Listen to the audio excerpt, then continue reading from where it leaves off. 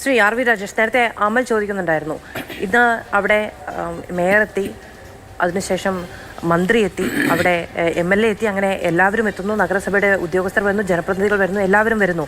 ഇതൊക്കെ ഈ പ്രശ്നം ഉണ്ടായതിൻ്റെ പശ്ചാത്തലത്തിലാണ്. നമുക്കറിയാവുന്നതാണ്, തമ്പാനൂരും തിരുവനന്തപുരം നഗരത്തിലെ വിവിധ ഇടങ്ങളും ഒരു മഴയുണ്ടാകുമ്പോൾ ഉണ്ടാകുന്ന വെള്ളക്കെട്ട് എത്രത്തോളമാണ് എന്ന്. അപ്പോൾ അത് പരിഹരിക്കാനുള്ള സംവിധാനങ്ങൾ മുന്നോട്ട് പോകുന്നില്ല എങ്കിൽ അവിടെ പൊതുപ്രവർത്തകർക്ക് ഇടപെടാനുള്ള സാധ്യതയുണ്ട്. അമൽ പറയുന്നുണ്ടായിരുന്നു, നിങ്ങൾക്ക് അടക്കം പ്രതിഷേധം മുന്നോട്ട് വയ്ക്കാൻ കഴിയുമ്പോൾ നഗരസഭയിൽ വലിയ പ്രമാദിത്വമില്ല, എന്നിരുന്നാൽ പോലും നിങ്ങൾക്ക് പൊതുവിഷയങ്ങളിൽ ഇടപെടാമല്ലോ. അല്ല, ഞങ്ങൾ തീർച്ചയായും ഇടപെടുന്നുണ്ടല്ലോ. ഇവിടെ ഇപ്പോൾ ഈ സ്മാർട്ട് സിറ്റി പദ്ധതിയുടെ പേരിൽ നഗരത്തിലെ റോഡുകൾ മുഴുവൻ കുഴിച്ച് കുളമാക്കിയിട്ടിരിക്കുകയാണ്. ഞങ്ങൾ അതിനെതിരെ സമരം നടത്തിക്കൊണ്ടിരിക്കുകയാണ്. ഇതിനെതിരെയുള്ള പ്രക്ഷോഭം ഞങ്ങൾ നടത്തുന്നുണ്ട്. അപ്പോൾ ഈ രീതിയിൽ നഗരത്തിലെ ജനങ്ങളെ ബുദ്ധിമുട്ടിച്ചുകൊണ്ട് ഇപ്പോൾ ജനങ്ങളുടെ സഞ്ചാര സ്വാതന്ത്ര്യം പോലും നിഷേധിച്ചുകൊണ്ടാണ് മുന്നോട്ട് പോകുന്നത്. ഇവിടെ ഈ സ്മാർട്ട് സിറ്റി പദ്ധതിയൊക്കെ നടപ്പാക്കണം. പക്ഷേ എത്ര കാലമായി അടച്ചിട്ടിരിക്കും ചാല റോഡ്? 2 മാസമായി. ഒരു 15 ദിവസം അടച്ചിട്ട് 1 മാസം ആവട്ടെ. അവിടെ കച്ചവടം നടത്താൻ കഴിയുന്നില്ല, ആളുകൾക്ക് യാത്ര ചെയ്യാൻ കഴിയുന്നില്ല, വീടുകളിലേക്ക് ആളുകൾക്ക് പോകാൻ കഴിയുന്നില്ല. ഇത്തരം രീതിയിലേക്ക് ജനങ്ങളെ മുഴുവൻ ബുദ്ധിമുട്ടിച്ചുകൊണ്ട് ഈ പദ്ധതികൾ നടപ്പാക്കുക, സമയബന്ധിതമായി തീരുമാനം എടുത്ത് നടപ്പാക്കിയ ഏതെങ്കിലും ഒരു പദ്ധതി ഉണ്ടോ? ഇവിടെ ചർച്ച പ്രധാനപ്പെട്ട കാര്യം, ഒരു മനുഷ്യൻ ഈ മാലിന്യ വാഹിനിയിൽ വീണിട്ട് 8 മണിക്കൂർ കഴിഞ്ഞിരിക്കുകയാണ്. എവിടെ ദുരന്ത നിവാരണ സംവിധാനം? എവിടെ സർക്കാർ? എവിടെ കോർപ്പറേഷൻ?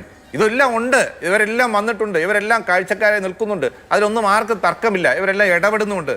പക്ഷേ എന്തുകൊണ്ടാണ് ആ മനുഷ്യനെ ജീവനയോടെ അല്ലാതെ പുറത്തെടുക്കാൻ കഴിയാത്ത ഒരു സാഹചര്യം ഉണ്ടായിരിക്കുന്നത്? ഇവിടെ ഇത് എൻ്റെ തോട്ടിലല്ല, അപ്പുറത്ത് റെയിൽവേയുടെ തോട്ടിലാണ് എന്ന് പറഞ്ഞിട്ട് കാര്യമുണ്ടോ?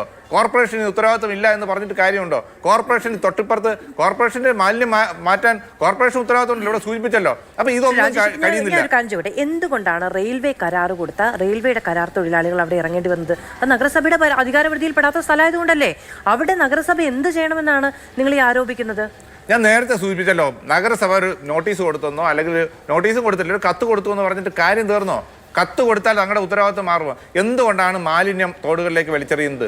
എന്തുകൊണ്ടാണ്? ജനങ്ങൾ ഇതിനെതിരായുള്ള ഒരു ശക്തമായ സംവിധാനം ഇവിടെ ഉണ്ട്, ഒരു ഭരണ സംവിധാനമുണ്ട്. ആളുകൾ തോടിലേക്കോ പൊതുസ്ഥലത്തേക്കോ മാലിന്യം വലിച്ചെറിയുന്നത് തടയാൻ കഴിഞ്ഞില്ലെങ്കിൽ നിങ്ങൾ എന്തിനാണ് കോർപ്പറേഷൻ ഭരിക്കുന്നത്?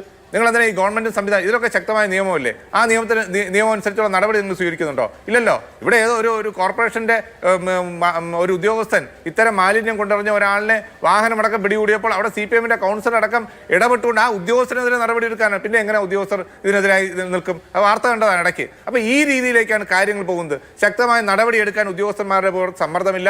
അങ്ങനെ ആരെങ്കിലും നടപടി എടുത്താൽ അവരെ സമ്മർദ്ദം ചെലുത്തി അതിൽ നിന്ന് പ്രതികളെ വിട്ടയക്കുക എന്നുള്ളതാണ് ഒരു പ്രധാനപ്പെട്ട സമീപനമായി മുന്നോട്ട് പോകുന്നത്. പിന്നെ ഇവിടെ ഈ waste is equal to money എന്നാണ് ഇപ്പോഴത്തെ കണ്ടുപിടുത്തം. കാരണം മാലിന്യത്തിൽ നിന്ന് പണം ഉണ്ടാക്കാം, ശരിയാണ്. അപ്പോൾ ഇതൊക്കെ കണ്ടുപിടിക്കുന്നതിന് അല്ലെങ്കിൽ ഈ രീതിയിലേക്കുള്ള പദ്ധതി ആവിഷ്കരിക്കുന്നതിന് മുമ്പ് ഈ വേസ്റ്റിൽ നിന്ന് പണം ഉണ്ടാക്കുക എന്നുള്ളതാണ് തിരുവനന്തപുരത്തെ CPM-ന്റെയും കോർപ്പറേഷൻ ഭരിക്കുന്ന ആളുകളുടെയും പ്രധാനപ്പെട്ട പണിയെന്ന് പറയുന്നത്. ഇവിടെ സൂചിപ്പിച്ചല്ലോ, തുമ്പൂർ മോഡൽ.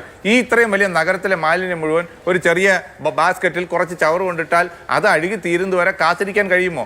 ആ രീതിയിലാണോ? പിന്നെ ഇവരെല്ലാം പ്രധാനപ്പെട്ട ഉത്തരവാദിത്വം എന്ന് അന്തരിച്ച ശ്രീ ഉമ്മൻചാണ്ടി എന്നാണ് ഇവിടെ ശ്രീ ആറ്റുകാൽ ഉണ്ണി പറഞ്ഞത്. എന്താണ് അദ്ദേഹം ചെയ്തൊരു ജീവകാരുണ്യ പ്രവർത്തനമാണ്. ഒരു നഗരത്തിലെ മുഴുവൻ മാലിന്യങ്ങളും നിങ്ങൾ അവിടെ ഈ വിളപ്പശാലയിൽ ഏതെങ്കിലും രീതിയിലുള്ള മാലിന്യ സംസ്കരണം നടത്തിയിട്ടുണ്ടോ? അവിടെ കരാറുണ്ടാക്കുകയും ആ കരാറിൻ്റെ പേരിൽ പണമടിക്കുകയും എന്നുള്ളതല്ലാതെ അവിടെ ഈ നഗരത്തിലെ മാലിന്യം മുഴുവൻ ഒരു ഗ്രാമത്തിൻ്റെ പുറത്ത് കൊണ്ടിടുക എന്നുള്ളത് മാത്രമാണ് ചെയ്തുകൊണ്ടിരുന്നത്. ആ പ്രദേശത്തെ ആളുകൾ ജീവിക്കാൻ കഴിയില്ല, അവർക്ക് വെള്ളം കുടിക്കണ്ടേ, അവിടെ കുട്ടികളെ വിവാഹം കഴിച്ചയക്കാൻ പോലും കഴിയാത്ത സാഹചര്യം. അതുകൊണ്ട് ജനങ്ങൾ സഹികെട്ടിട്ടാണ് അവർ സമരമായിട്ട് ഇറങ്ങിയത്, അല്ലാതെ അവിടെ ഈ മാലിന്യ സംസ്കരണ പ്ലാന്റ് മുഴുവൻ കൂട്ടിക്കൊണ്ട് പോകണമെന്നല്ല.